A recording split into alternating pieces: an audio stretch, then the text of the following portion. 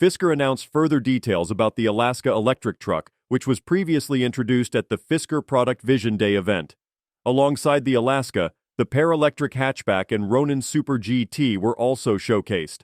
The Alaska is set to be constructed on a modified version of the Ocean platform known as the FM31. It aims to achieve a maximum range of 340 miles and is scheduled to commence production in the U.S. by the first quarter of 2025. CEO Henrik Fisker emphasized the truck's sustainability, highlighting its vegan interior and ethically sourced materials. One of the standout features of the Alaska is the Houdini trunk. This unique design allows the midgate to roll down electronically and disappear beneath the floor. When combined with flat folding rear seats, the bed's length can be extended from 4.5 feet to 9.2 feet.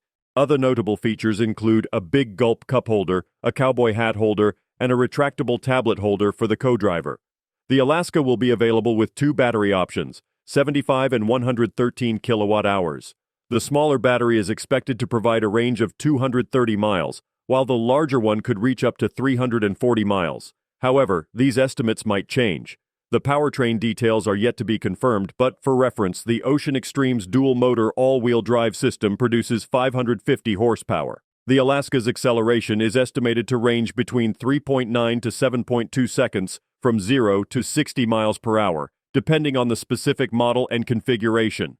Fisker has set the starting price for the Alaska at $45,400 before any incentives, with reservations currently open for a deposit of $250. In comparison to other electric trucks like the Ford F-150 Lightning, Rivian R1T, GMC Hummer EV, and the upcoming Chevrolet Silverado EV, the Alaska is more affordable. However, it's expected to face competition from future models that might be more budget-friendly and offer enhanced range.